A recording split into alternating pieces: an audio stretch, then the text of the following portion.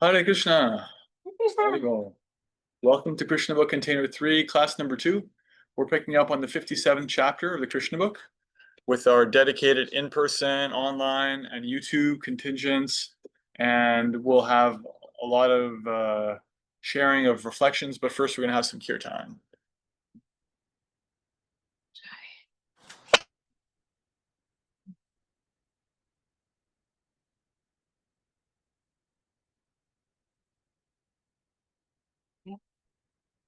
Haribo, sweet souls. Let's take a deep breath in together, filling up. Open your mouth, exhale, let it go. Maybe open and close your mouth a few times, release your jaw. Roll your shoulders back, rock out your head, your neck.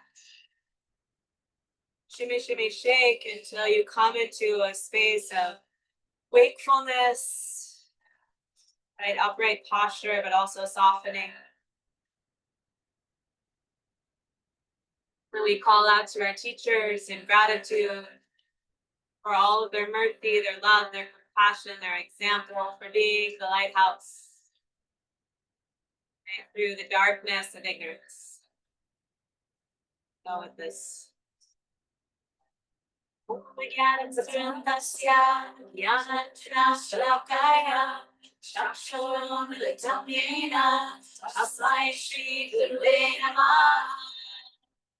Vanchakopatirubhyascha, Vivasintu Devascha, Patitanam Vaishnavebhyo Namo Namah. Jaya Shri Krishna Chaitanya, Prabhu Nityananda, Shri Advaita Gadadhara, Shri Vasudeva Gaura Bhakta-vrinda. Hare Krishna, Krishna Krishna, Hare Hare, Hare Rama, Rama Rama, Hare Hare. Twice more like this. Hare Krishna, Krishna Krishna, Hare Hare, Hare Rama, Rama Rama, Hare Hare. Hare Krishna, Krishna Krishna, Hare Hare, Hare Rama, Rama Rama, Hare Hare.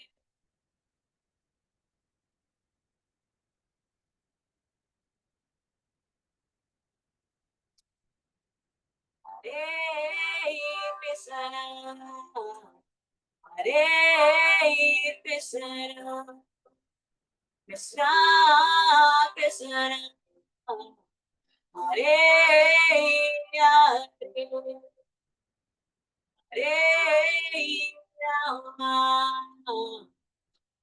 Hare Hare, Hare Rama, Hare Rama, Rama Hare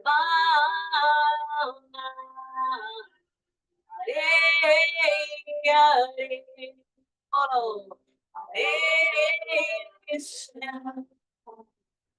Hare Krishna, Krishna Krishna, Hare Hare,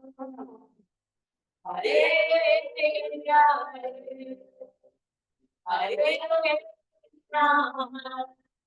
Rama Rama,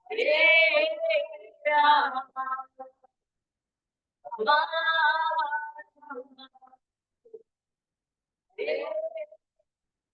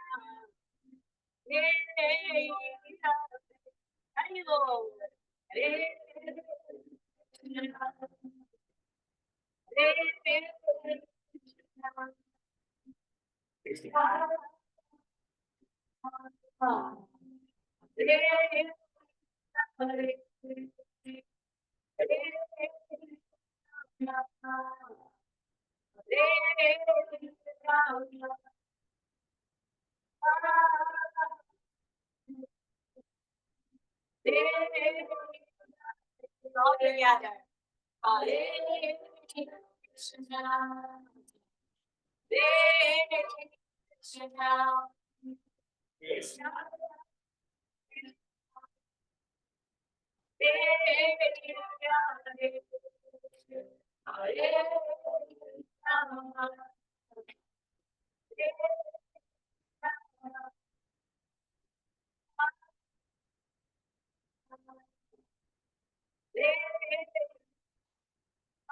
All your heart.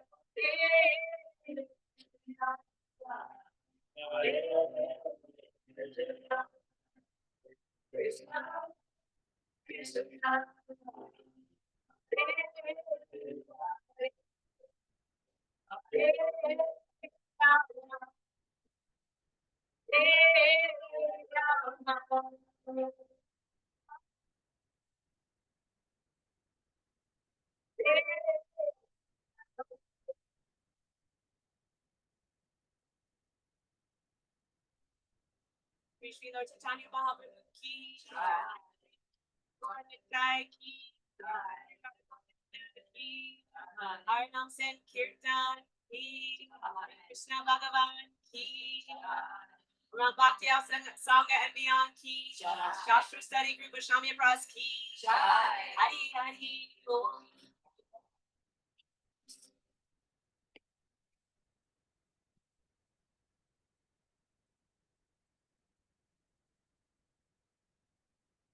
Hare Krishna. The kirtan doesn't come through. Oh no, Hit musicians out. I did. I think it was backwards again. I'm sorry. Next time that happens, I think let me someone know. in the chat. Did someone say in the chat? No, they did. Yeah, I didn't notice. Well, you'll have to take our word for it. It was great, and it's on me that you couldn't hear it. Sorry. I'll pay more attention to chat next time. Yeah. Hare Krishna. Om Jnanatimirandasya Jnananjana Shalakaya Chakshurmilitam Yena Tasmai Shri Gurave Namaha. Jaya Shri Krishna Chaitanya Prabhu Nityananda Shri Advaita Gadadhara Shri Vasadi Gaura Bhakta Vrinda. Hare Krishna Krishna Krishna Hare Hare Hare Rama Rama Rama Hare Hare. Hare Krishna. Haribol. All right. So we read 3 beautiful chapters last week, including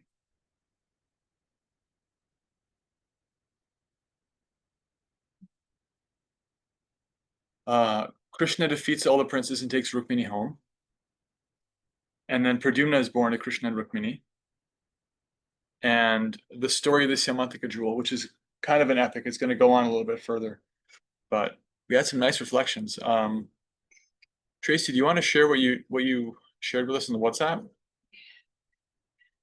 No, I was thinking about the jewel and a picture or painting that Mishori shared in the chat. Just find that it's so symbolic of like that light, right? The bright light, the shining, which is kind of like our heart, but also I can picture our soul being like that. And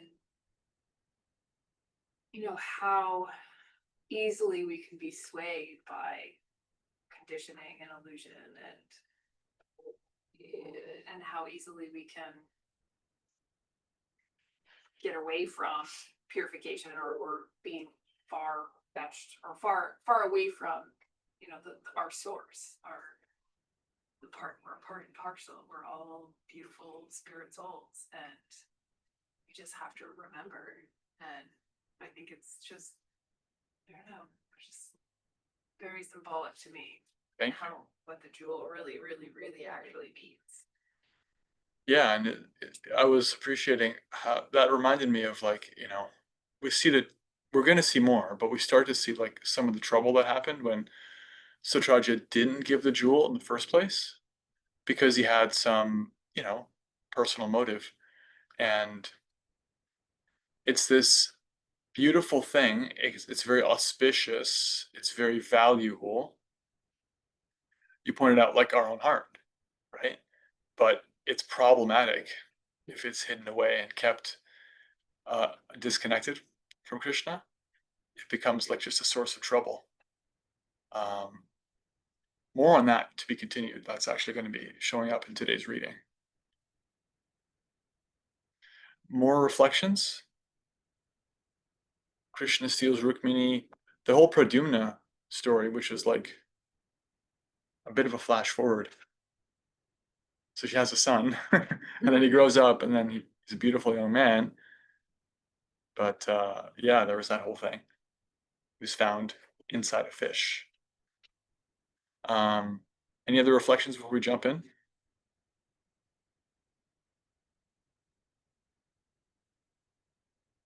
Okay. Let's read chapter 57. Krishna Krishna, Krishna Krishna, Krishna Krishna, Krishna Hey.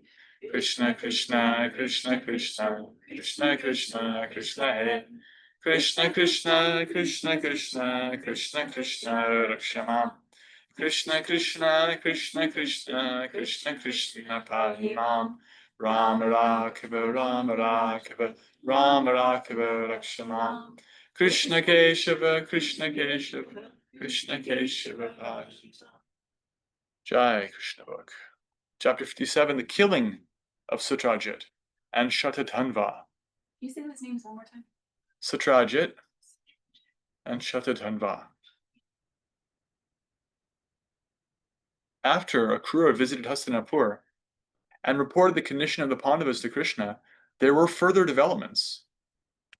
Remember that? Remember he sent Akrura to see how the Pandavas were doing, and Akrura could see that there was like some intrigue. There's further developments. The Pandavas are transferred to a house which is made of lac and was later set ablaze. Lac, I just looked up, is the same as shellac. It's a resin made from insects, but it's also highly flammable. So there was an attempt at sabotage. And later set ablaze, and everyone believed that the Pandavas, along with their mother Kunti, had been killed. This information was also sent to Lord Krishna and Balaram. After consulting together, they decided to go to Hastinapur to show sympathy to their relatives. Krishna and Balaram certainly knew that the Pandavas could not have been killed in the devastating fire, but in spite of this knowledge, they wanted to go to Hastinapur to take part in the bereavement. On arriving in Hastinapura, Krishna and Balaram first went to see Bhishma Deva because he was the chief of the Kuru dynasty. They then saw Kripacharya, Vidura, Gandhari, and Drona. Other members of the Kuru dynasty were not sorry because they wanted the Pandavas and their mother to be killed. But some family members headed by Bhishma were actually very sorry for the incident, and Krishna and Balaram expressed equal sorrow without disclosing the actual situation. When Krishna and Balaram were away from the city of Dwarka, there was a conspiracy to take the Syamantika jewel away from Satrajit. The chief conspirator was Shatatanva, who was among those who had wanted to marry Satyabhama, Satrajit's beautiful daughter. Satrajit had promised that he would give his beautiful daughter in charity to various candidates, but later the decision was changed and Satyabhama was given to Krishna, along with the Syamantika jewel. Satrajit had no desire to give the jewel away with his daughter, and Krishna, knowing his mentality, accepted his daughter but returned the jewel. After getting back the jewel from Krishna, he was satisfied and kept it with him always. Right? There's that problematic mentality. But in the absence of Krishna and Balaram, there was a conspiracy by many men, including even Akrura and Kritavarma, who were devotees of Lord Krishna, to take the jewel from Satrajit. Akrura and Kritavarma joined the conspiracy because they wanted the jewel for Krishna. They knew that Krishna wanted the jewel and that Satrajit had not delivered it properly. Others joined the conspiracy because they were disappointed in not having the hand of Satyabhama. Some of them incited Shatatanva to kill Satrajit and take away the jewel. Bit of a soap opera going on. The question is generally raised, why did a great devotee like Akrura join this conspiracy? And why did Kritavarma, although a devotee of the Lord, join the conspiracy also? The answer given by great authorities like Jiva Goswami is that, although Akrura was a great devotee, he was cursed by the inhabitants of Vrindavan because of his taking Krishna away from their midst. Because of wounding their feelings, Akrura was forced to join the conspiracy declared by sinful men. Similarly, Kritavarma was a devotee, but because of his intimate association with Kamsa, he was contaminated by sinful reactions, and he also joined the conspiracy. Remember, Akrura was the one who brought the chariot with him to Vrindavan, and yeah, he was on this mission to bring Krishna back, and he had to do it for Kamsa, and so on one level he's faultless, but as the residents of Vrindavan point out, he didn't even express any remorse. He didn't take permission. He just kind of showed up and took Krishna away and made their whole life empty. So Jiva Goswami indicates that there was some consequence, temporary consequence for him. Who's Kritavarma again? He hasn't been mentioned before. Okay. Yeah, he's just some other co-conspirator who happens to be a devotee, and Prabhupada is explaining that he also was implicated. Yeah, it was a bad association with Kamsa. Being inspired by all the members of the conspiracy, Shatatanva, who also hasn't been mentioned before. Remember, he just said that this was someone who was thinking they might marry Satyabhama, marry the king's daughter. Didn't happen that way, so now he's bitter. Shatatanva one night entered the house of Satyajit and killed him while he was sleeping. Shatatanva was a sinful man of abominable character, and although due to his sinful activities, he was not to live for many days. He decided to kill Satyajit while Satyajit was sleeping at home. When he entered the house to kill Satyajit, all the women there cried very loudly, but in spite of their great protests, Shatatanva mercilessly butchered Satyajit without hesitation, exactly as a butcher kills an animal in the slaughterhouse. Since Krishna was absent from home, his wife, Satyabhama, was present on the night Satyajit was murdered. She was staying with her father. And she began to cry, my dear father, how mercilessly you have been killed." The dead body of Satyajit was not immediately removed for cremation because Satyabhama wanted to go to Krishna in Hastinapura. Therefore, the body was preserved in a tank of oil so that Krishna could come back and see the dead body of Satyajit and take real action against Shatatanva. Satyabhama immediately started for Hastinapur to inform Krishna about the ghastly death of her father. When Krishna was informed by Satyabhama of the murder of his father-in-law, he began to lament like an ordinary man. His sorrow is, again, a strange thing. Lord Krishna has nothing to do with action and reaction, but because he was playing the part of a human being, he expressed his full sympathy for the bereavement of Satyabhama. And his eyes filled with tears when he heard about the death of his father-in-law. He thus began to lament, "Oh, what unhappy incidents have taken place." Then Krishna and Balaram, along with Satyabhama, immediately returned to Dwarka and began to make plans to kill Shatatanva and take away the jewel. Although he was a great outlaw in the city, Shatatanva was still very much afraid of Krishna's power, and thus when Krishna arrived, he became most afraid. Understanding Krishna's plan to kill him, he immediately went to take shelter of Kritavarma. But Kritavarma said, "I shall never be able to offend Lord Krishna and Balaram, for they are not ordinary persons. They are the Supreme Personality of Godhead. Who can be saved from death? If he has offended Balaram and Krishna, no one can be saved from their wrath."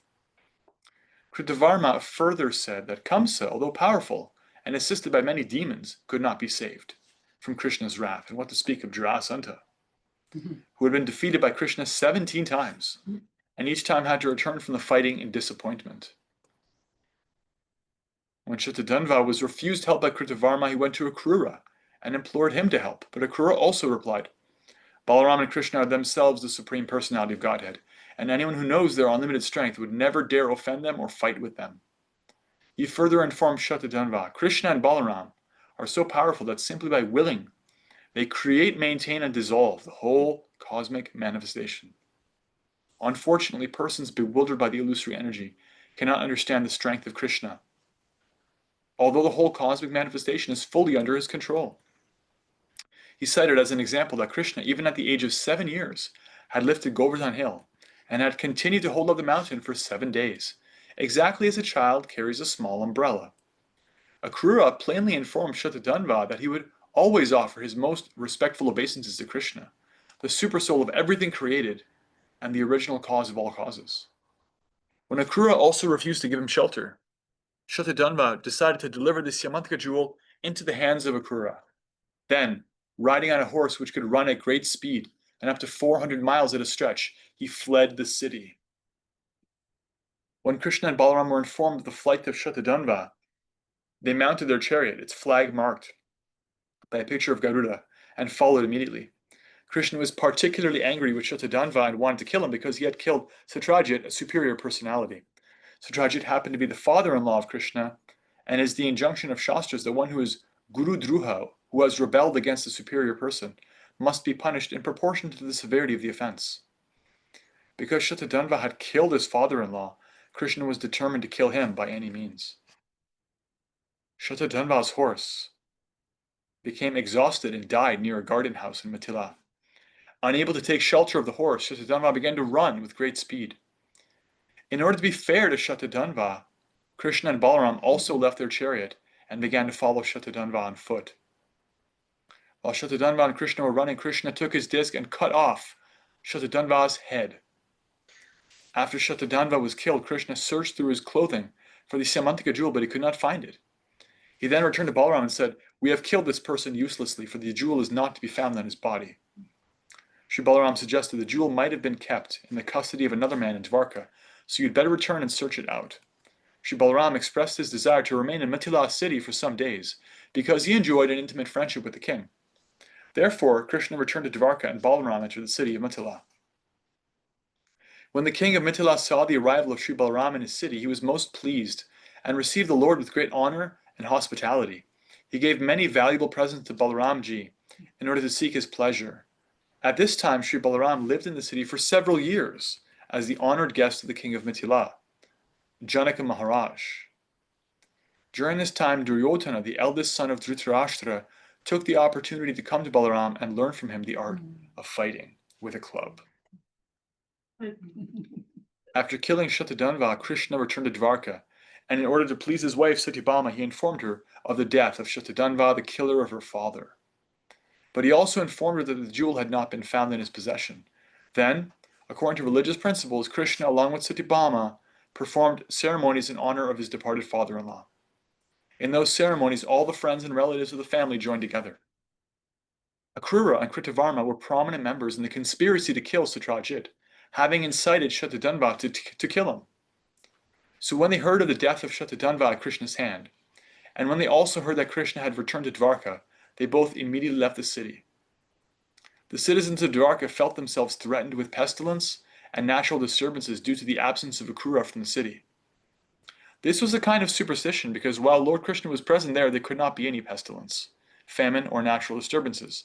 But in the absence of Akrura, there were apparently some disturbances in Dvarka. The superstition arose for the following reason. Once, in the province of Kashi, Varanasi, there was severe drought. Practically no rain fell. At that time, the king of Kashi arranged the marriage of his daughter, known as Gandhini, with Shwapalka, the father of Akrura.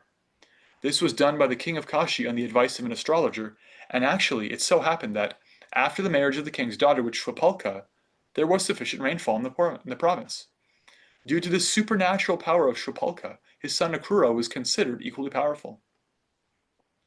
And people were under the impression that wherever Akrura or his father stayed, there would be no natural disturbances, such as famine or drought.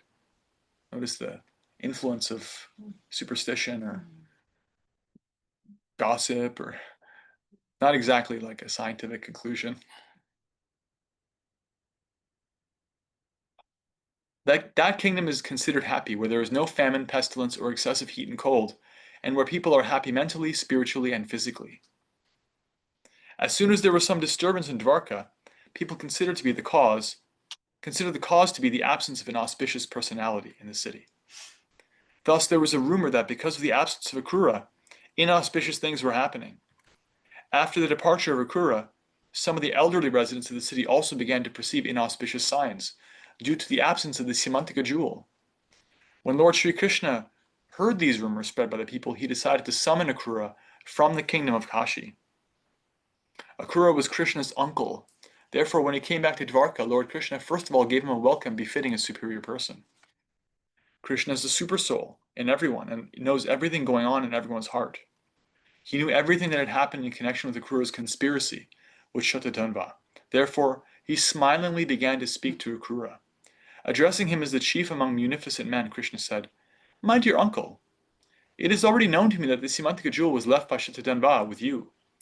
Presently, there is no direct claimant of the Samantika jewel, for the King Satrajit has no male issue.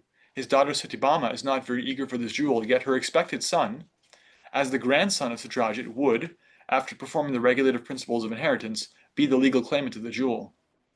Lord Krishna indicated by this statement that Satyabhama was already pregnant, and that her son would be the real claimant of the jewel and would certainly take it from Akrura. Krishna continued, "This jewel is so powerful that no ordinary man is able to keep it. I know that you are very pious in activities, so there is no objection to the jewels being kept by you. There is one difficulty, and that is that my elder brother Sri Balaram does not believe my version, that the jewel is with you. I therefore request you, O large-hearted one, to show me the jewel just once, before my other relatives, so that they may be pacified and reject various kinds of rumors. You cannot deny that the jewel is with you because we can understand that you have enhanced your opulence and are performing sacrifices on an altar made of solid gold. The properties of the jewel were known. Wherever the jewel remained, it would produce for the keeper more than 2 mounds of pure gold daily. Akrura was getting gold in that proportion and distributing it profusely at sacrificial performances. Lord Krishna cited Akrura's lavishly spending gold as positive evidence of his possessing the Samantika jewel. When Lord Krishna, in friendly terms and sweet language, impressed Akrura about the real fact, and Akrura understood that nothing could be concealed from the knowledge of Sri Krishna, he brought out the valuable jewel, covered by cloth but shining like the sun, and presented it before Krishna.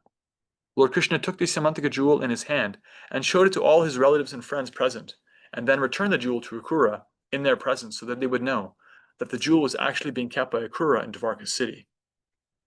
This story of the Samantika jewel is very significant, and in Srimad Bhagavatam it is said that anyone who hears the story of the Samantika jewel or describes it, or simply remembers it, will be free from all kinds of defamation and the reactions of all impious activities, and thus will attain the highest perfectional condition of peace. Mhm. Krishna Bhakti Jai. Jai. Here. Side benefits. Could I trouble you for a glass of water, please? Oh, it's here? Wow. That was fast. I drink a tea. Any reflections or comments or questions? Just a simple one that like Akrura, who is like a huge devotee, like so committed, like looks even like Krishna. The gopis thought he was Krishna. No, that was actually Who was that? that was actually Uddhava. I got them confused. They both came to Vrindavan. Okay, got them confused. But he's pretty like big deal in Yeah. Krishna, and even he kind of fell. And so like that power of Maya is just so stinking strong that like even so it's like gives us like a hope that like Krishna will still take us back and he'll still look at us lovingly and kindly and sweetly, but also like we have to watch out for that happening. Yeah, particularly because he offended devotees. Mhm. It's one thing you really don't want to do. Just treat devotees with care. Treat everyone with care. Especially we're all sentient beings, but really like the best way to get on Krishna's good side is to serve his devotees. And the purification that happened for Akrura was there because, and of course this is all a pastime. It's not like he necessarily had some arc. He had to fall down, and it's not like with us conditioned souls. He's an eternal associate of Krishna after all. Like he went to Vrindavan and Krishna hugged him and went back in the chariot with him, and like there's a connection there that doesn't exist for conditioned souls. But still the point for us as practicing devotees is to watch out, be careful, especially how we treat other devotees. Yeah. More reflections? Pretty dramatic. Yeah, head chopped off. Yeah. Krishna's own father-in-law gets killed. This was also small. I just noticed how when Krishna was chasing him, he got off his horse Mm. to go on foot. Like he could have just gone in the chariot and in 2 seconds been there. I just felt like that was like a little bit of mercy. Yeah, because the killer's horse died. He rode him to death, and then Krishna, His horse became okay. because Krishna noticed that he didn't, he got off on foot too. Like, okay, I'll take you out on your own terms. Right, but he could have just. Yeah, in it's two part of the gallops. Kshatriya code is that they don't really like, if your enemy's unarmed, you don't take him with a weapon. It's just as an honor thing, you know, like, so he wants a fair fight. He doesn't want anyone to say, oh, Krishna is the kind of person who will, like, you know, he'll ride down a man who's riding on his own bare feet.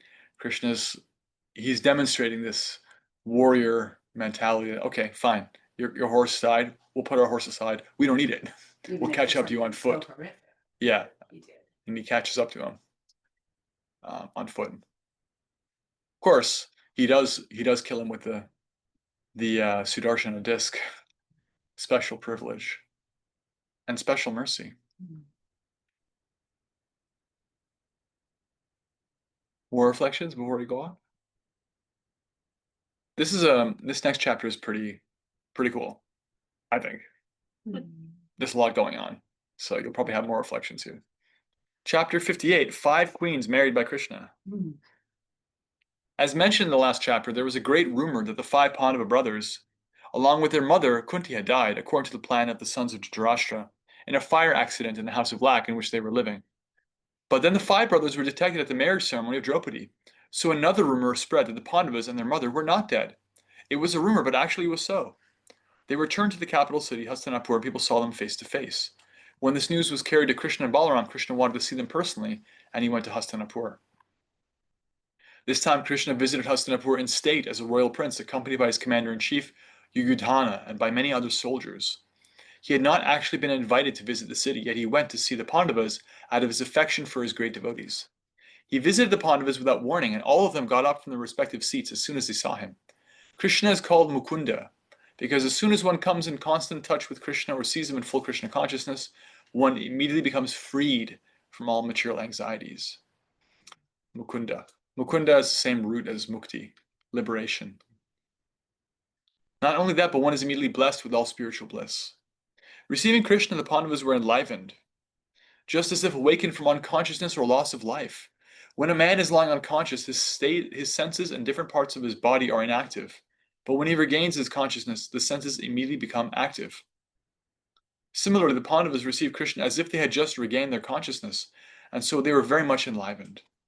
Lord Krishna embraced every one of them, and by the touch of the Supreme Personality of Godhead, the Pandavas immediately became freed from all reactions of material contamination and were therefore smiling in spiritual bliss. By seeing the face of Lord Krishna, everyone was transcendently satisfied. Lord Krishna, although the Supreme Personality of Godhead, was playing the part of an ordinary human being, and thus he immediately touched the feet of Yudhishthira and Bhima, because they were his 2 older cousins. Arjuna embraced Krishna as a friend of the same age, whereas the 2 younger brothers, namely Nakula and Sahadev, touched the lotus feet of Krishna to show him respect.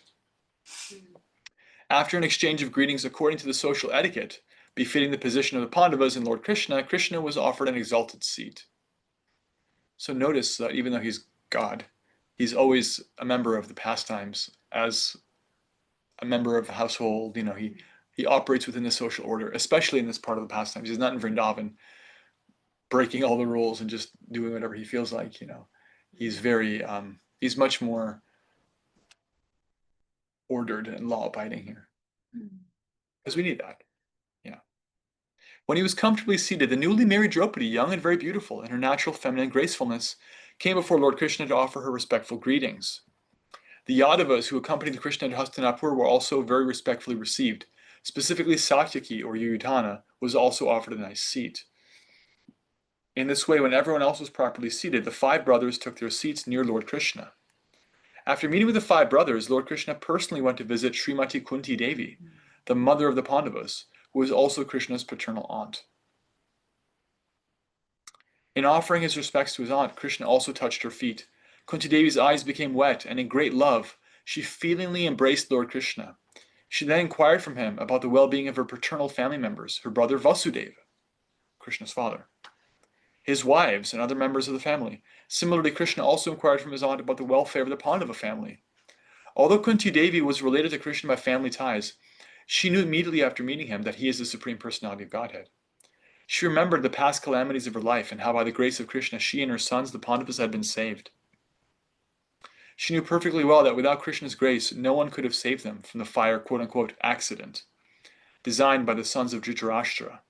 In a choked-up voice, she began to narrate before Krishna the history of their life. Srimati Kunti said, "My dear Krishna, I remember the day when you sent my brother Akrura to gather information about us. This means that you always remember us automatically. When you sent Akrura, I could understand that there was no possibility of our being put in danger. All good fortune in our life began when you sent Akrura to us. Since then, I've been convinced that we are not without protection. We may be put into various types of dangerous conditions by our family members, the Kurus. But I'm confident that you remember us always, and always keep us safe and sound. Even ordinary devotees who simply think of you are always immune to all kinds of material danger, and what to speak of ourselves who are personally remembered by you. So my dear Krishna, there is no question of bad luck. We are always in an auspicious position because of your grace. Yet although you have bestowed a special favor on us, people should not mistakenly think that you are partial to some and inattentive to others. You make no such distinction. No one is your favorite and no one is your enemy. As the Supreme Personality of Godhead, you are equal to all, and everyone can take advantage of your special protection. The fact is that, although you are equal to everyone, you are especially inclined to the devotees who always think of you. The devotees are related to you by ties of love. As such, they cannot forget you even for a moment. You are present in everyone's heart, but because the devotees always remember you, you respond accordingly. Although a mother has affection for all her children, she takes special care of the one who is fully dependent. I know certainly, my dear Krishna, that being seated in everyone's heart, you always create auspicious situations for your unalloyed devotees. Then King Yudhishthira also praised Krishna as the Supreme Personality and universal friend of everyone. But because Krishna was taking special care of the Pandavas, King Yudhishthira said, my dear Krishna, we do not know what sort of pious activities we have executed in our past lives that have made you so kind and gracious to us. We know very well that the great mystics who always engage in meditation to capture you do not find it easy to obtain such grace, nor can they draw any personal attention from you. I cannot understand why you are so kind to us. We are not yogis. On the contrary, we are attached to material contaminations. We are householders, dealing in politics, worldly affairs. I do not know why you are so kind to us. As we learn from Bhagavad Gita, the devotee is higher even than the yogi, the mystic yogi. So Yudhishthira is humble. He's thinking of himself as just, oh, I'm an insignificant householder. All I do all day is just do this materialistic stuff, take care of family. But actually, he's not materialistic at all. He's in the what's called grihastha phase of life, but he's actually a pure devotee, and all of his brothers and his mother, they're all pure devotees. His wife Kunti too. So although they're situated apparently in a political situation, this, that, the other, power, money, material things, wealth, there's no contamination at all. On the contrary, yogis who may aspire very strenuously for Krishna's attention don't get it, not personally. They get the super soul after great work. Did you say Kunti Yudhishthira's wife? Did you mean mom? I meant Draupadi. Draupadi. Yeah. She's also a pure devotee. Yeah, Kunti's the mother. Being requested by King Yudhishthira, Krishna agreed to stay in Hastinapur for 4 months during the rainy season. The 4 months of the rainy season are called Chaturmasya. During this period, the generally itinerant preachers and brahmanas stop at a certain place and live under rigid regulative principles. Although Lord Krishna is above all regulative principles, he agreed to stay at Hastinapura out of affection for the Pandavas. Taking this opportunity of Krishna's residence in Hastinapura, all the citizens of the city got the privilege of seeing him now and then, and thus they merged into transcendental bliss simply by seeing Lord Krishna face to face. Remember, Hastinapura is like part of modern-day Delhi. One day, while Krishna was staying with the Pandavas, he and Arjuna prepared themselves to go to the forest to hunt. Both of them sat down in Arjuna's chariot, which flew a flag with a picture of Hanuman. Arjuna's special chariot is always marked with a picture of Hanuman, and therefore he is also known as Kapidvaj. Kapi means Hanuman, and Dvaj means flag. Thus Arjuna prepared to go to the forest with his bow and infallible arrows. He dressed himself with suitable protective garments, for he was to practice for the time when he would be killing many enemies on the battlefield. He specifically entered that part of the forest where there are many tigers, deer, and various other animals. The reason Krishna went with Arjuna was not to practice animal killing, for he doesn't have to practice anything. He was self-sufficient. He accompanied Arjuna to see how he was practicing, because in the future he would have to kill many enemies. After entering the forest, Arjuna killed many tigers, boars, bison, gavayas, a kind of wild animal, rhinoceroses, deer, hares, porcupines, and similar other animals, which he pierced with his arrows. Some of the dead animals that were fit to be offered in sacrifices were carried by servants and sent to King Yudhishthira. The ferocious animals, such as tigers and rhinoceroses, were killed only to stop disturbances in the forest. Since there are many sages and saintly persons who are residents of the forest, it is the duty of the Kshatriya kings to keep even the forest in a peaceful condition for living. Arjuna felt tired and thirsty from hunting, and therefore he went to the bank of the Yamuna along with Krishna. When both the Krishnas, namely Krishna and Arjuna, reached the bank of the Yamuna, Arjuna is sometimes called Krishna, as is Draupadi. They washed their hands, feet, and mouths and drank the clear water of the Yamuna.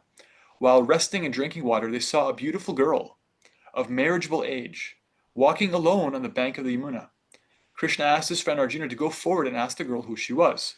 By the order of Krishna, Arjuna immediately approached the girl, who was very beautiful. She had an attractive body, nice glittering teeth, and a smiling face. Arjuna inquired, "My dear girl, you are so beautiful with your raised breasts. May I ask who you are? We are surprised to see you loitering here alone. What is your purpose in coming here? We can guess only that you are searching after a suitable husband. If you don't mind, you can disclose your purpose. I shall try to satisfy you." The beautiful girl was the river Yamuna personified. She replied, "Sir, I am the daughter of the sun god, and I am now performing penance and austerity to have Lord Vishnu as my husband. I think he is the supreme person and just suitable to become my husband. I disclose my desire thus because you wanted to know it." The girl continued, "My dear sir, I know that you are the hero Arjuna, so I may further say that I shall not accept anyone as my husband besides Lord Vishnu, because he is the only protector of all living entities and the bestower of liberation for all conditioned souls. I shall be thankful unto you if you pray to Lord Krishna to be pleased with me." Lord Vishnu. The girl Yamuna knew it well that Arjuna was a great devotee of Lord Krishna, and that if he would pray, Krishna would never deny his request. To approach Krishna directly may sometimes be futile, but to approach Krishna through his devotee is sure to be successful. She further told Arjuna, "My name is Kalandi, and I live within the waters of the Yamuna. My father was kind enough to construct a special house for me within the waters of the Yamuna, and I vow to remain in the water as long as I cannot find Lord Krishna." Arjuna duly carried the message of the girl Kalandi to Krishna, although Krishna, as the supersoul in everyone's heart, knew everything. Without further discussion, Krishna immediately accepted Kalandi and asked her to sit down on the chariot. Then all of them approached King Yudhishthira. After this, Krishna was asked by King Yudhishthira to help in constructing a suitable house to be planned by the great architect Vishvakarma, the celestial engineer in the heavenly kingdom. Krishna immediately called for the Vishvakarma and made him construct a wonderful city, according to the desire of King Yudhishthira. When this city was constructed, Maharaj Yudhishthira requested Krishna to live with them a few days more, to give them the pleasure of his association. Lord Krishna accepted the request of Maharaj Yudhishthira and remained there for many days more. In the meantime, Krishna engaged in the pastime of offering the content of a forest which belonged to King Indra. Krishna wanted to give it to Agni, the fire god. The content of a forest contained many varieties of drugs, it's like herbs, and Agni required to eat them for rejuvenation. Agni, however, did not touch the content of a forest directly, but requested Krishna to help him. Agni knew that Krishna was very much pleased with him because he had formerly given him the Sudarshan disc. So in order to satisfy Agni, Krishna became the chariot driver of Arjuna, and both went to the content of a forest. After Agni had eaten up the content of a forest, he was very much pleased. At this time, he offered Arjuna a special bow, known as Gandiva, 4 white horses, 1 chariot, and an invincible quiver with 2 special arrows, considered to be talismans, which had so much power that no warrior could counteract them. These are also part of the weapons that Arjuna brings to the battlefield of Kurukshetra. When the content of a forest was being devoured by the fire god Agni, there was a demon of the name Maya, who was saved by Arjuna from the devastating fire. For this reason, that former demon became a great friend of Arjuna. And in order to please Arjuna, he constructed a nice assembly house within the city constructed by Vishvakarma. This assembly house had some corners so puzzling that when Duryodhana came to visit this house, he was misdirected, accepting water as land and land as water. Duryodhana was thus insulted by the opulence of the Pandavas, and he became their determined enemy. More on that later. After a few days, Lord Krishna took permission from King Yudhishthira to return to Dvarka. When he got permission, he returned to his country accompanied by Satyaki, the leader of the Yadus, who were living in Hastinapur with him. Kalandi also returned with Krishna to Dvarka. After returning, Krishna consulted many learned astrologers to find a suitable moment at which to marry Kalandi, and then he married her with great pomp. This marriage ceremony gave much pleasure to the relatives of both parties, and all of them enjoyed the great occasion. The kings of Avantipura, now known as Ujjain, were named Vindhya and Anuvindhya. Both kings were under the control of Duryodhana. They had one sister named Mitravinda, who was a very qualified, learned, and elegant girl, the daughter of one of Krishna's aunts. She was to select her husband in an assembly of princes, but she strongly desired to have Krishna as her husband. During the assembly for selecting her husband, Krishna was present, and he forcibly carried away Mitravinda in the presence of all the other royal princes. Being unable to resist Krishna, the princes were simply left looking at one another. After this incident, Krishna married the daughter of the king of Koshala. This is number 3. The king of Koshala province is called Nagnajit. He was very pious and was a follower of the Vedic ritualistic ceremonies. His most beautiful daughter was named Satya. Sometimes Satya was called Nagnajiti, for she was the daughter of King Nagnajit. King Nagnajit wanted to give the hand of his daughter to any prince who could defeat 7 very strong, stalwart bulls maintained by him. No one in the princely order could defeat the 7 bulls, and therefore no one could claim the hand of Satya. The 7 bulls were very strong, and they could hardly bear even the smell of any prince. Many princes visited this kingdom and tried to subdue the bulls, but instead of controlling them, they themselves were defeated. This news spread all over the country, and when Krishna heard that one could achieve the girl Satya only by defeating the 7 bulls, he prepared himself to go to the kingdom of Koshala. With many soldiers, he approached that part of the country known as Ayodhya, making a regular state visit. Ayodhya is where Ramachandra had his pastimes many thousands of years earlier. When it became known to the king of Koshala that Krishna had come to ask the hand of his daughter, he was very much pleased. With great respect and pomp, he welcomed Krishna to the kingdom. When Krishna approached him, he offered the Lord a suitable sitting place and articles for reception. Everything appeared very elegant. Krishna also offered him respectful obeisances, thinking him to be his future father-in-law. When Satya understood that Krishna himself had come to marry her, she was very much pleased that the husband of the goddess of fortune had so kindly come there to accept her. For a long time, she had cherished the idea of marrying Krishna, and was following the principles of austerities to obtain her desired husband. She then began to think, if I have performed any pious activities to the best of my ability, and if I have sincerely thought all along to have Krishna as my husband, then Krishna may be pleased to fulfill my long cherished desire. She began to offer prayers to Krishna mentally, thinking, I do not know how the Supreme Personality of Godhead can be pleased with me. He is the master and lord of everyone, even the goddess of fortune, whose place is next to the Supreme Personality of Godhead, and Lord Shiva, Lord Brahma, and many other demigods of different planets always offer their respectful obeisances unto the Lord. The Lord also sometimes descends to this earth in different incarnations to fulfill the desires of his devotees. He is so exalted and great that I do not know how to satisfy him. She thought that the Supreme Personality of Godhead can be pleased only out of his own causeless mercy upon the devotee. Otherwise, there was no means to please him. Lord Chaitanya in the same way prayed in his Shikshashtaka verses, My dear Lord, I am your eternal servant. Somehow or other I have fallen into this material existence. If you kindly pick me up and fix me as an atom of dust at your lotus feet, it will be a great favor to your eternal servant. That's verse 5. Ainanda tanujakinkaram patitam mang shame pavam budao. Kripaya tavapada pankaja statuli sadrisham vichintaya. Shikshashtaka 5. The Lord can be pleased only by a humble attitude in the service spirit. The more we render service unto the Lord under the direction of the spiritual master, the more we make advancement on the path approaching the Lord. We cannot demand any grace or mercy from the Lord because of our service rendered to him. He may accept or not accept our service, but the only means to satisfy the Lord is through the service attitude and nothing else. King Nagnajit was a pious king, and having Lord Krishna in his palace, he began to worship him to the best of his knowledge and ability. He presented himself before the Lord thus, My dear Lord, you are the proprietor of the whole cosmic manifestation, and you are Narayana, the resting place of all living creatures. You are self-sufficient and pleased with your own personal opulences, so how can I offer you anything? And how could I please you by such an offering? It is not possible, because I am an insignificant living being. Actually, I have no ability to render any service unto you. Krishna is the supersoul of all living entities, so he could understand the mind of Satya. He was also very much pleased with the respectful worship of the king in offering him a sitting place, eatables, a residence, and so on. He was appreciative, therefore, that both the girl and her father were eager to have him as their intimate relative. He smiled and in a grave voice said, "My dear King Nugnajit, you know very well that anyone in the princely order who is regular in his position will never ask anything from anyone, however exalted he may be. Such requests by a Kshatriya king have been deliberately forbidden by the learned Vedic followers. If a Kshatriya breaks this regulation, his action is condemned by learned scholars.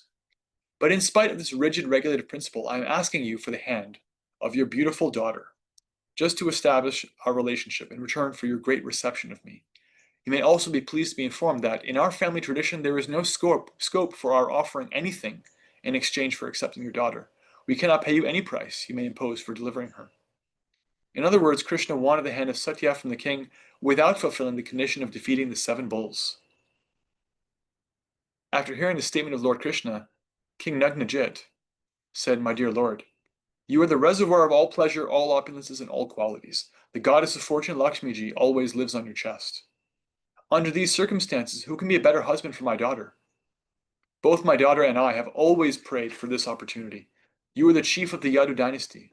You may kindly know that from the very beginning I have made a vow to marry my daughter to a suitable candidate, one who can come out victorious in the test I have devised. I have imposed this test just to understand the prowess and position of my intended son-in-law. You, Lord Krishna, are the chief of all heroes. I am sure you will be able to bring these 7 bulls under control without any difficulty. Until now, they have never been subdued by any prince. Anyone who has attempted to bring them under control has simply had his limbs broken." King Nugnajit continued his request. "Krishna, if you'll kindly bridle the 7 bulls and bring them under control, then undoubtedly you'll be selected as the desired husband of my daughter, Satya." After hearing this statement, Krishna could understand that the king did not want to break his vow. Thus, in order to fulfill his desire, he tightened his belt and prepared to fight with the bulls. He immediately divided himself into 7 Krishnas, and each one of them immediately caught hold of a bull and bridled its nose, thus bringing it under control as if it were a plaything. Krishna dividing himself into 7 is very significant. It was known to Satya that Krishna had already married many other wives, but still she was attracted to Krishna. In order to encourage her, Krishna immediately expanded himself into 7. The purport is that Krishna is one, but he has unlimited forms of expansions. He married many thousands of wives, but this does not mean that while he was with one wife, the others were bereft of his association. Krishna could associate with each and every wife by his expansions, just like he associated with each and every friend, each and every gopi. When Krishna brought the bulls under his control by bridling their noses, their strength and pride were immediately smashed. The name and fame which the bulls had attained was thus vanquished. When Krishna had the bulls bridled, he pulled them strongly, just as a child pulls a toy wooden bull. Upon seeing this advantage of Krishna, King Nugnajit became very much astonished, and immediately with great pleasure brought his daughter Satya before Krishna and handed her over to him. Krishna also immediately accepted Satya as his wife. Then there was a marriage ceremony with great pomp. A lot of pomp in this chapter. The queens of King Nugnajit were also very much pleased because their daughter Satya got Krishna as her husband. Since the king and queens were very much pleased on this auspicious occasion, there was a celebration all over the city in honor of their marriage. Everywhere were heard sounds of the conch shell and kettle drum and various other vibrations of music and song. The learned brahmanas showered their blessings upon the newly married couple. In jubilation, all the inhabitants of the city dressed themselves with colorful garments and ornaments. King Nugnajit was so much pleased that he gave a dowry to his daughter and son-in-law as follows. First of all, he gave 10,000 cows and 3,000 well-dressed young maidservants, ornamented up to their necks. This system of dowry is still current in India, especially for Kshatriya princes.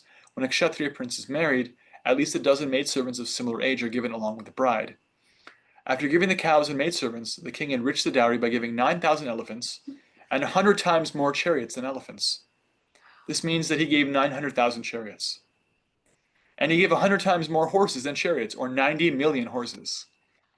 And 100 times more men servants than horses. Royal princes maintained such men servants and maidservants with all provisions, as if they were their own children or family members. After giving this dowry, The king of Koshala province bade his daughter and great son-in-law be seated on a chariot and allowed them to go to their home, guarded by a division of well-equipped soldiers. As they traveled fast to their new home, the king's heart was enlivened with affection for them. These kinds of things are only possible with spiritual energy. There is absolutely no way you can. Where do you feed them? Yeah. how do you think of it? Yeah. This is not material worlds anymore. It's not. We're not in the material world. Before this marriage of Satya with Krishna, there had been many competitive engagements with the bulls of King Nagnajit, and many other princes of the Yadu dynasty, and of other dynasties as well, had tried to win the hand of Satya. When the frustrated princes of the other dynasties heard that Krishna was successful in getting the hand of Satya by subduing the bulls, naturally they became envious. While Krishna was traveling to Dwarka, all the frustrated and defeated princes encircled him and began to shower their arrows on the bridal party. When they attacked Krishna's party and shot arrows like incessant torrents of rain, Arjuna, the best friend of Krishna, took charge of the challenge, and he alone very easily drove them off to please his great friend Krishna on the occasion of his marriage. Wow, single-handed. Not bad. Arjuna immediately took up his bow, Gandiva, and chased away all the princes exactly as a lion drives away all small animals, simply by chasing them. Arjuna drove away all the princes without killing even one of them. After this, the chief of the Yadu dynasty, Lord Krishna, along with his newly married wife and the huge dowry, entered the city of Dwarka with great pomp. Krishna then lived there with his wife very peacefully. Pomp and circumstance. Let's look up the word pomp, because that's a lot of what this chapter is about. Pomp. We don't use this word much anymore. Pomp refers to a grand, brilliant, and ceremonial display, often featuring magnificent clothing, decorations, and traditional customs, such as at formal events, can also refer to an ostentatious or vainglorious show of magnificence or pageant. Has roots in the Greek word pampain, meaning to send off or to escort. All right. A grand display. That one's very pomp. There's a lot of pomp. It's pomp and garlic. Did we all see that? Did they see the garlic? Yeah, look. I can Let 'em look. Camera. Take it Yeah. for mine. Yeah, take yours. It's lit. That I mean, I got the profile here. It's thicker than his body. It is thicker than his own waist. Pomp.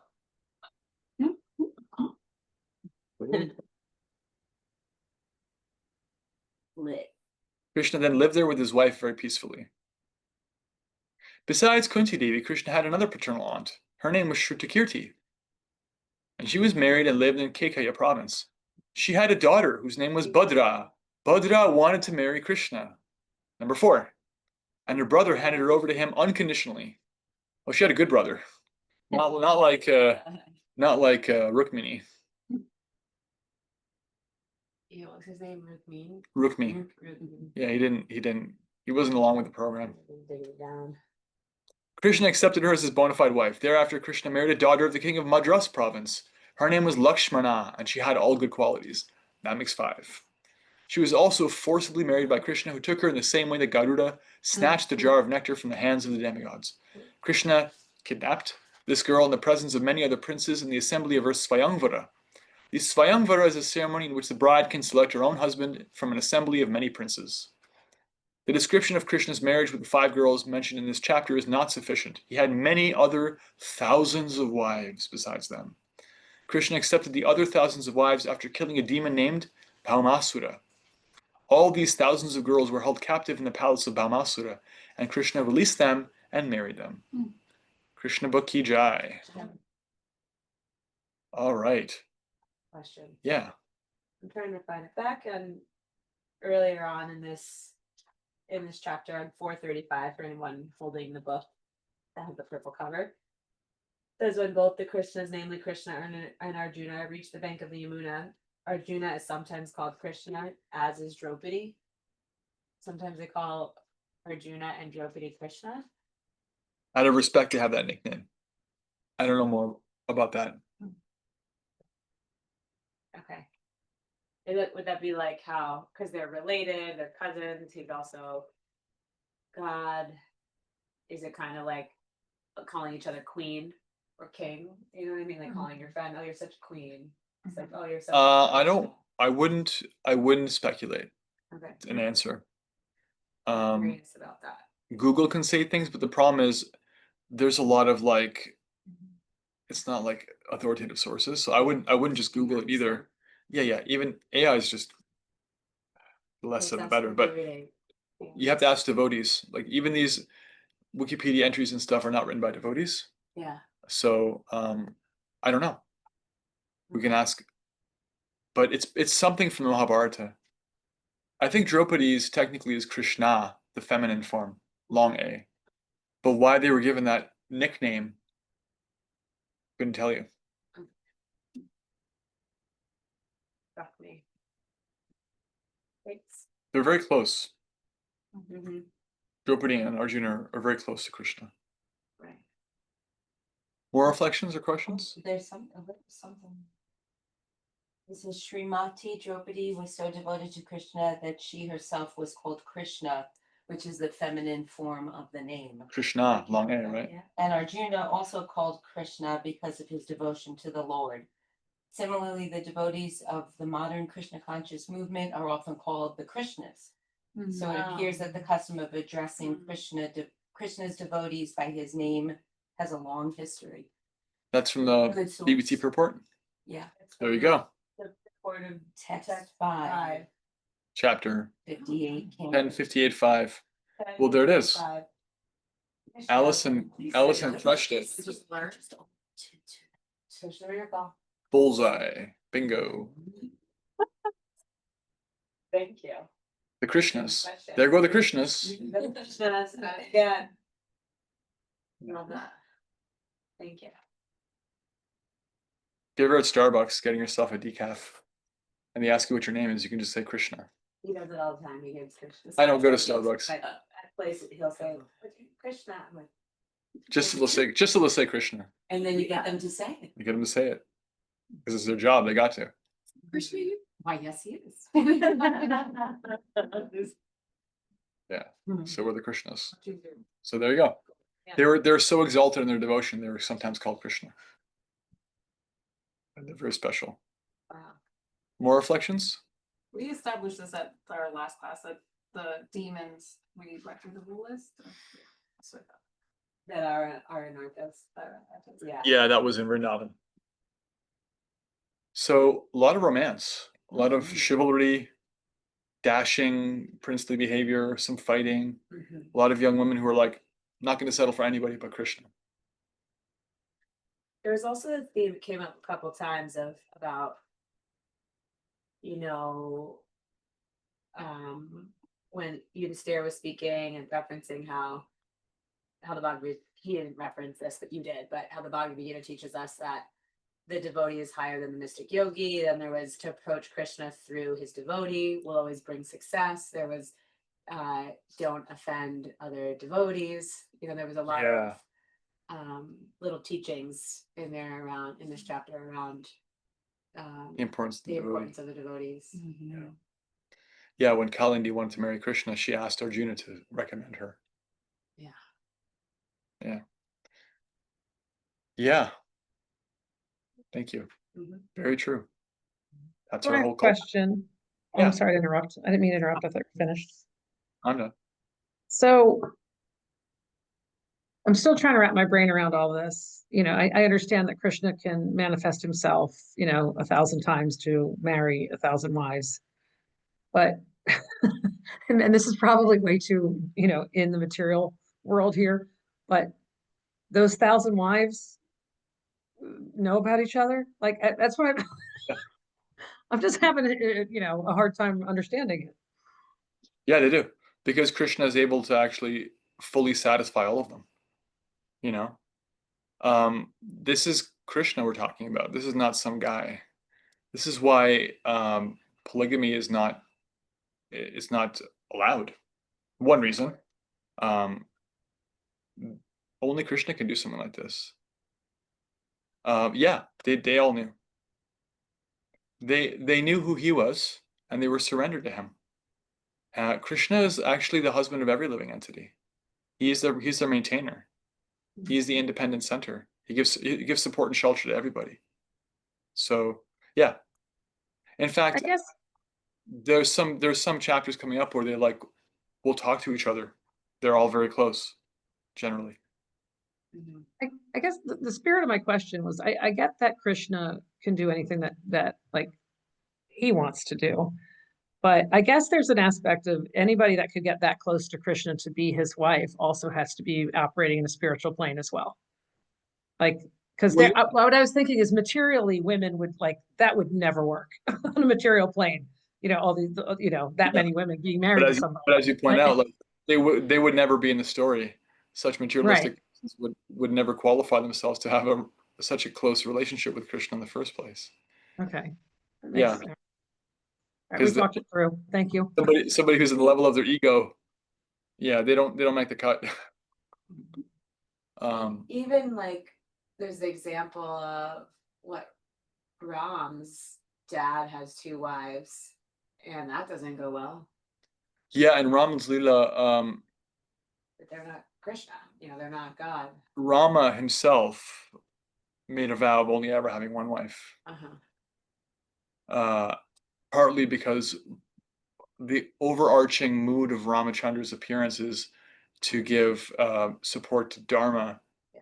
And Krishna is a lot more. Krishna is what's called Lila Purushottama. He's the supreme enjoyer of pastimes. So there's more freedom. Player. Like, Although player, I mean, Ramachandra free. can give shelter to anybody. He's the same person, but he doesn't. But Krishna does, because that's the freedom afforded in these particular pastimes. Mhm. Yeah, and this is all in a previous age too. Yeah, this is all in a previous age. So there's no like, it's not really possible to conceptualize it because this is Kali Yuga, and for a variety of reasons, the very idea is not possible for anybody. Yeah, without know? envy or. Like Arjuna gave shelter to more than one woman. He did. Yeah. You know, Vasudev, Krishna's father. This is just a different context. Or to speak of 5 brothers being married to the same woman. That literally has no other parallel, even in its own time. Yeah. It was unheard of. Feel pretty. Yes. And even when, you know, as we read further, you know, we see some of the wives get upset, you know, because Krishna like possibly like takes leave of them for a minute. Like it's to up that play, to up that, I guess, mood and that feeling of separation. And so like even when we do see that, it's just to add to that element of, you know, how dedicated they are to Krishna and how much they adore him. And so even when we see them kind of in that mood, even though like we know that Krishna's with them all the time, like there are times where Krishna isn't, and they may lament that he's somewhere else with somebody else doing things with other people, and that's just to exacerbate, I guess, that his parents miss him. Sometimes he'll play wrestle with his friends, and sometimes they win. In Vrindavan, his girlfriends will sometimes have a little dispute. They don't want to talk to him for a day. You know, this is all. It's never like just boring. You know, there's always things happening. Shakti. So, I mean, I guess my understanding, like for me, for my own self, like when I'm listening to the story, when I'm in the mood of this rasa, I'm listening to you share, I sort of go into a different place. Like I'm not thinking, Stacy Cabrera sitting on my couch listening to a book story. Like I really am in a whole other realm, and I feel like I really feel that the intensity, like it's all about the rasa, the lila, the story. It's not about he's getting married to all these. Really has nothing. It has something to do with it, but it's the whole idea of marriage is not what it's a totally different thing. That's on a different whole plane is how I'm seeing it. Like I'm seeing it is like you said, how it played, how, you know, what like his boyfriends and his parents and all of the things that happen are all to support the Leelas and to really, like, the more I hear them, when I think about it, is, you know, and when I was listening to Tanya ask the question, the more I hear these stories, the more my heart expands for Krishna, my love. Like I'm like, I should marry Krishna. It's like, but I know, you know what I mean? Like I don't think like I think that in this like playful way, but it's like it wouldn't be like I'm married to George. It would be, you know what I mean? It's a different kind of thing, yeah. And that's the point. The point Yeah. is to become attracted to Krishna and be amazed by him and like flabbergasted and bewildered, and these are all good because they're all in relationship to him. Right. So like they're am I right there though? They're all like to support the rasas, the leelas. They're all for Yeah. us. Yeah. Okay. It's all just push and pull to make a compelling experience for him and for the share. Just by hearing these pastimes, we're sharing in them. Like we're getting to experience them vicariously. Real quick, because I want to finish this next chapter. I was just gonna say real quickly, like, and even in the Catholic tradition, like nuns, when they take the vow of, becoming a nun, they technically get married to Krishna. They wear a wedding ring, because they're getting married to Krishna. So I think that theme has like expanded even into like other traditions and religions and things Yeah. like that. That idea like- of being married to Krishna. No one but him. Yeah. Yeah. Chapter 59, the deliverance of the demon Bhamasura. The story of Bhamasura, how he kidnapped and made captive 16,000 princesses by collecting them from the palaces of various kings, and how he was killed by Krishna, the supreme lord of wonderful character, is all described by Shukadeva Goswami to King Parikshit and Srimad Bhagavatam. Generally, the demons are always against the demigods. This demon Bhamasura became very powerful. Having become very powerful, took by force the umbrella from the throne of the demigod Varuna. He also took the earrings of Aditi, the mother of the demigods. He conquered the portion of heavenly Mount Meru known as Mani Parvata and occupied it. The king of the heavenly planets, Indra, therefore came to Dwarka to complain about Bhamasura before Lord Krishna. Hearing this complaint by Indra, the king of heaven, Lord Krishna, accompanied by his wife Satyabhama, immediately started for the abode of Bhamasura. The two of them rode on the back of Garuda, who flew them to Pragjotishpura, Bhamasura's capital city. To enter the city of Pragjotishpura was not a very easy task because it was very well fortified. First of all, there were 4 strongholds guarding the 4 directions of the city, which was well protected on all sides by formidable military strength. The next boundary was a water canal all around the city, and in addition, the whole city was surrounded by electrical wires. The next fortification was of anila, a gaseous substance.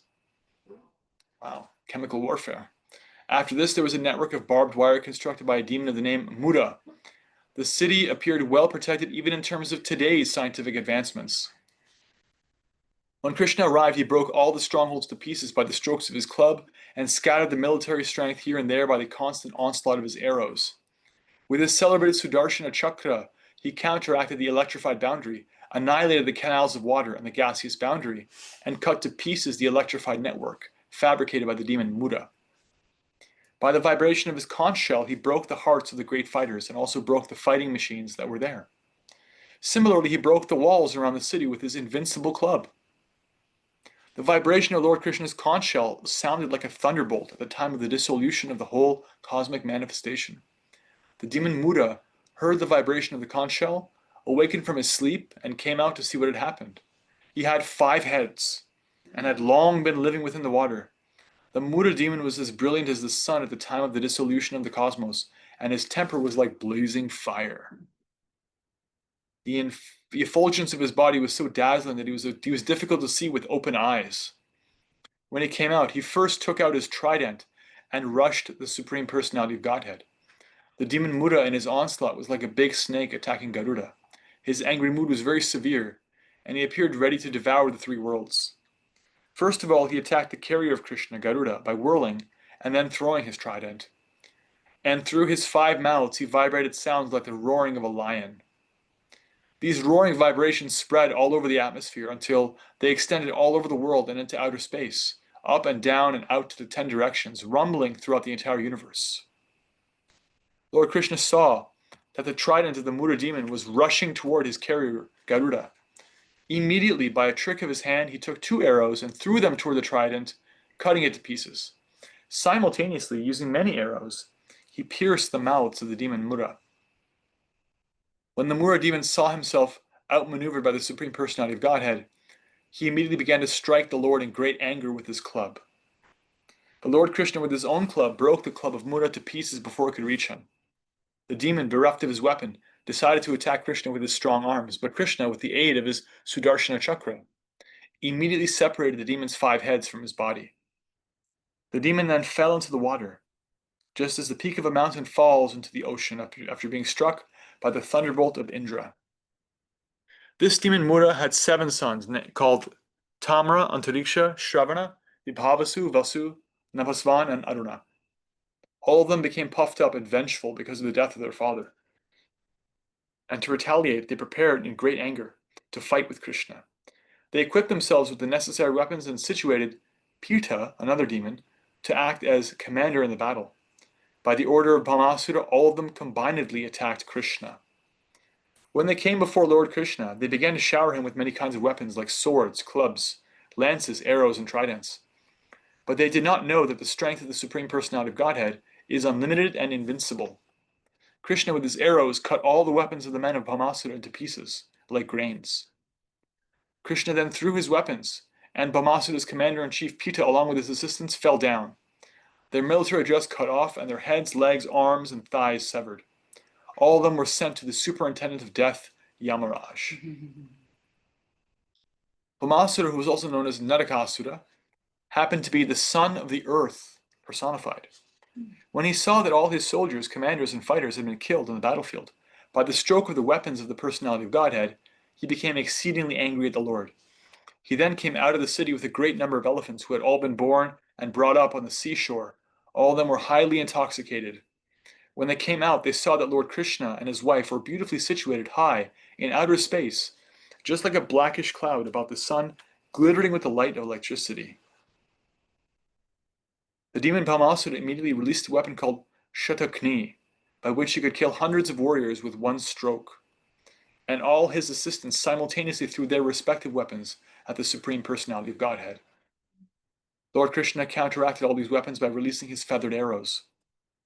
The result of this fight was that all the soldiers and commanders of Bhamasura fell to the ground, their arms, legs, and heads separated from their trunks, and all their horses and elephants also fell with them. In this way, all the weapons released by Bhamasura were cut to pieces by the Lord's arrows. The Lord was fighting on the back of Garuda, who was helping him by striking the horses and elephants with his wings, and scratching their heads with his nails and sharp beak. The elephants, feeling much pain from Garuda's attack on them, all dispersed from the battlefield. Bhamasura alone remained on the battlefield, and he engaged himself in fighting with Krishna.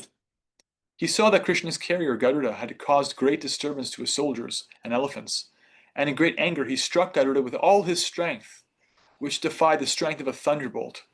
Fortunately, Garuda was not an ordinary bird, and he felt the strokes given by Bhamasura just as a great elephant feels the impact of a garland of flowers. Bhamasura thus came to see that none of his tricks would act upon Krishna, and he became aware that all his attempts to kill Krishna would be frustrated. Yet he tried for the last time, taking a trident in his hand to strike him. Krishna was so dexterous that before Bhamasura could throw this trident, his head was cut off by the sharp Sudarshana chakra. His head, illuminated by earrings and a helmet, fell down on the battlefield. On the occasion of Bhamasura's being killed by Lord Krishna, all the demon's relatives screamed in disappointment, and the saintly persons glorified the chivalrous activities of the Lord. The denizens of the heavenly planets showered flowers on the Lord. At this time, the earth personified appeared before Lord Krishna and greeted him with a Vaijayanti flower garland. She then returned the dazzling earrings of Aditi, bedecked with jewels and gold. She also returned the umbrella of Varuna, along with a valuable jewel, which she presented to Krishna. After this, the earth personified offered her prayers to Krishna, the Supreme Personality and Master of the world, who is always worshipped by exalted demigods.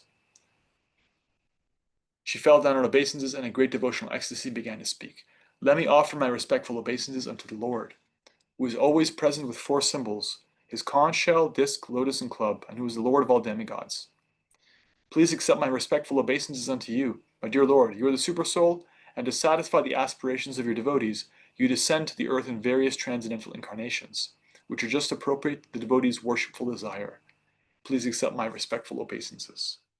My dear Lord, the lotus flower grows out of your navel, and you're always decorated with a garland of lotus flowers. Your eyes are always spread like the petals of the lotus flower, and therefore they are all pleasing to the eyes of others. Your soft and delicate lotus feet are always worshipped by your unalloyed devotees, and those lotus feet pacify their lotus-like hearts. I therefore offer my respectful obeisances unto you. You possess all beauty, strength, fame, property, knowledge, and renunciation. You are the shelter of all 6 opulences. Although you are all-pervading, you have appeared as the son of Vasudeva. Please therefore accept my respectful obeisances. You are the original Supreme Personality of Godhead and the supreme cause of all causes. Only your lordship is the reservoir of all knowledge. Let me offer my respectful obeisances unto you. Personally, you are unborn, still you are the father of the whole cosmic manifestation. You are the reservoir and the shelter of all kinds of energies. The manifested appearance of this world is caused by you, and you are both the cause and effect of this cosmic manifestation. Please therefore accept my respectful obeisances. My dear Lord, as for the 3 gods Brahma, Vishnu, and Shiva, they are not independent of you. When there is a necessity of creating this cosmic manifestation, you create your passionate appearance of Brahma, and when you want to maintain this cosmic manifestation, you expand yourself as Lord Vishnu, the reservoir of all goodness. Similarly, you appear as Lord Shiva, master of the mode of ignorance, and thus dissolve the whole creation. You always maintain your transcendental position, in spite of creating these 3 modes of material nature. You are never entangled in these 3 modes of nature as the ordinary living entities are.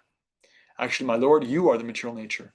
You are the father of the universe, and you are eternal time, which has caused the combination of the elements of nature and the manifestation of the material creation. Still, you are always transcendental to all these material activities. My dear Lord, I know that earth, water, fire, air, sky, the 5 sense objects, mind, the senses and their deities, egotism, and the total material energy, all things animate and inanimate in this phenomenal world rests upon you. Since everything is produced of you, nothing can be separate from you. Yet since you are transcendentally situated, nothing material can be identified with your personality. Everything is therefore simultaneously one with you and different from you. And the philosophers who try to separate everything from you are certainly mistaken in their viewpoint. My dear Lord, may I inform you that this boy, whose name is Bhagadatta, is the son of my son, Bhaumasura.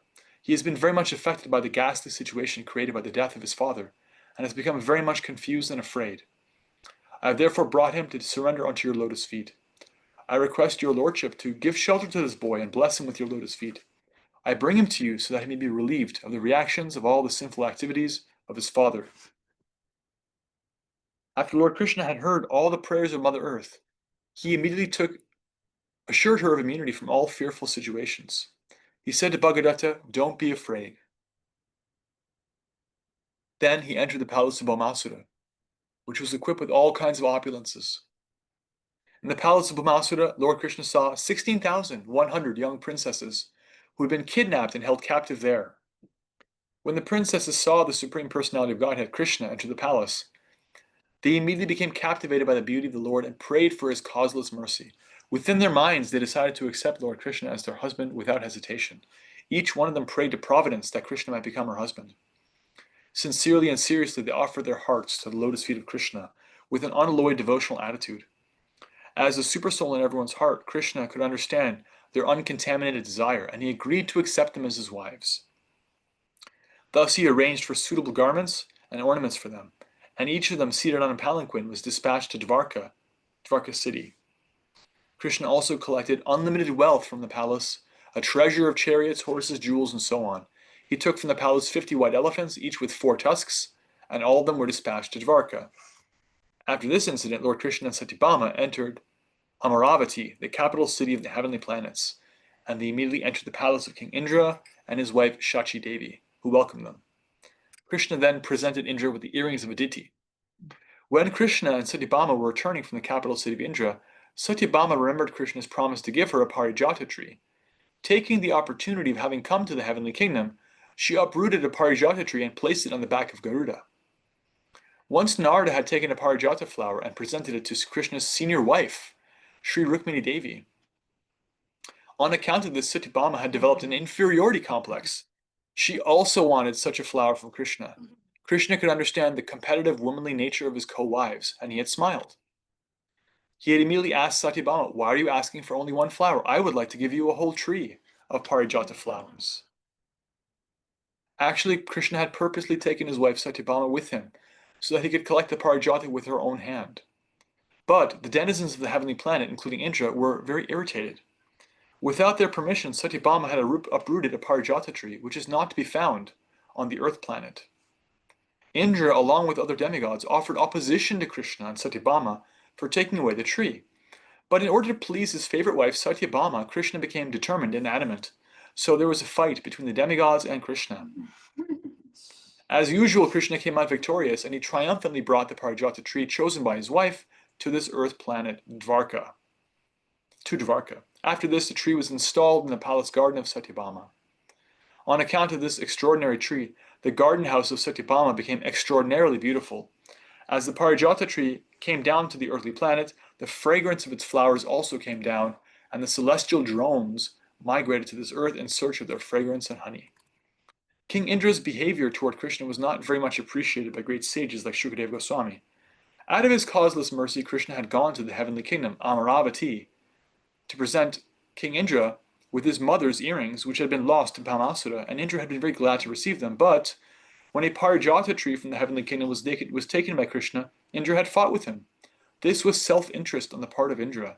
He had offered his prayer, tipping down his head to the lotus feet of Krishna, but as soon as his purpose had been served, he became a different creature. That is the way of the dealings of materialistic men.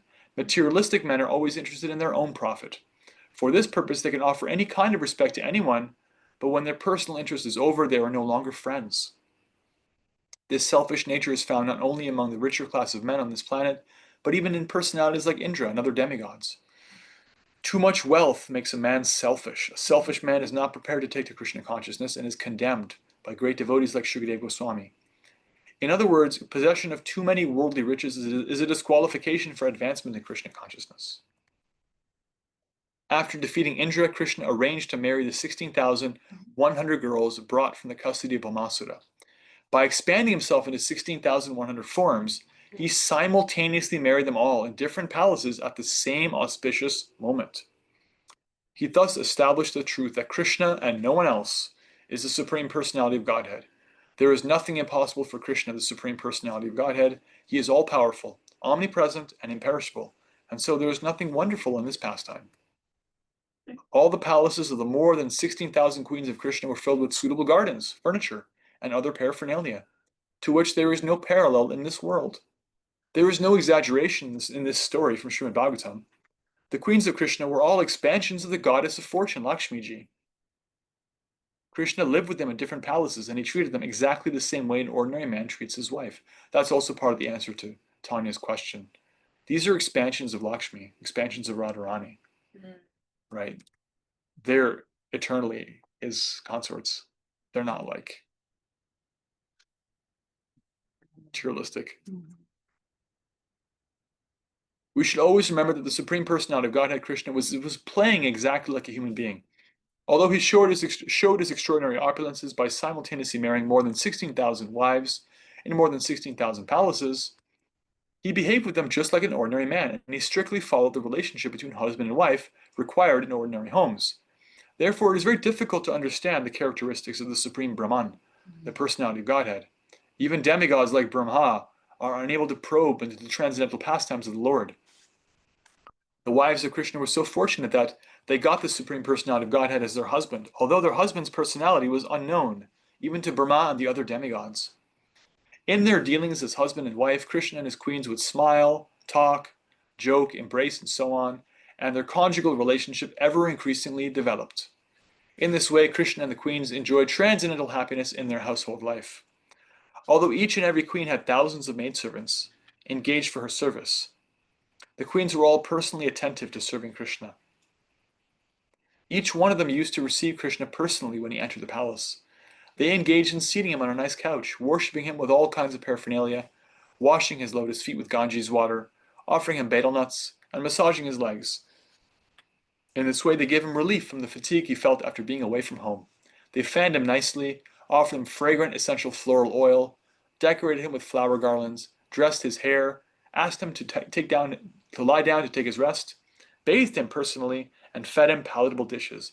Each queen did all these things herself and did not wait for the maidservants. In other words, Krishna and his different queens displayed on this earth an ideal household life. Shri Krishna book ki jai. All right, Hare Krishna. It's 8:02. We made it. please share your reflections in the chat. We had an outstanding number of reflections this week. They were all so good. So please keep it up. Can you look at the chat? There's things that came through. Pam might have had a question. There was people saying goodbye. Pam had a question. Oh, okay. Shakti Devi had to drop off, and so did Tanya. Hare Krishna. I don't remember my question now. I think I was thinking Krishna marrying everybody. Now he just married 16,000 more people. Is he doing it out of compassion and love for them? Or, I mean, that's the only reason I could think of why he would do that, just to make them happy. Yeah, and also to reciprocate with their love for him. Krishna is Mhm. responsive to the love of his devotees. Although he's independent, he doesn't need it. But his nature is loving. If you love him, he loves you. So they He gave marries you. well, that's the particular nature of the relationship they had with him. He has friends, he has servants, he has family members, he has wives. They engaged in a family relationship with him. They bore his children. Yeah. Yeah. And it does sound like, I mean, it says at the end of this chapter that they displayed an ideal household life. So it was like a marriage with all of them, Yes. basically. Fully complete. Everyone was fully complete. He reciprocated, and also to show all of us how opulent Krishna is. Many purposes are served at once, but his fundamental purpose is to enjoy loving exchanges. Okay. All right. Good. Thank you. Hare Krishna. Hare Krishna. Eileen. We can answer this in the chat because we're at time. And if the answer is no, then you don't have to answer it. Do we know anything about the fall of Bhamasura? Bhamasura? Because it's kind of crazy that like his mom is like, Yeah, it's mentioned in the purports of the chapter. okay. If you read those purports, as I recall, so Krishna came as Varahadev, Mhm. and he lifted the earth to save him from Hiranyaksha, Hiranyakashipu's demon brother. Mhm. And when he did that, he, being all potent, by his touch, she bore his child.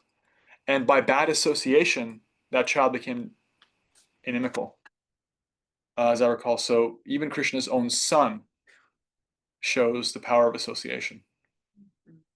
In fact, a bit of a tidbit, that's why he goes with Satyabhama, because Satyabhama is his wife. And so he's like, before he kills Bhamasura, he takes permission from her. It's in the purports, because she's actually like the expansion of the Earth planet. So according to the Leela, he's got to kill his own son and liberate him, but he's bringing his wife along, courtesy. So there's a lot of layers. Check out those chapters and report back, because it's cool. Thank you. Jai. Please, yeah, reflect back in the chat. Thank you so much. Krishna Book Ki Jai. Thanks for tuning in. Hare Krishna, Krishna Krishna, Hare Hare, Hare Rama, Ram Ram, Hare Hare. All glories to Krishna and his devotees. Vanchakapati Krishna, Vastu Bhyevacha, Paditanam, Pavanebhyo, Vaishnavebhyo, Namo Namaha. Thanks, YouTube viewers. Sorry for the mix-up with the audio at the beginning. We'll do that carefully. I'll clue in at some point. Haribo. Hare Krishna.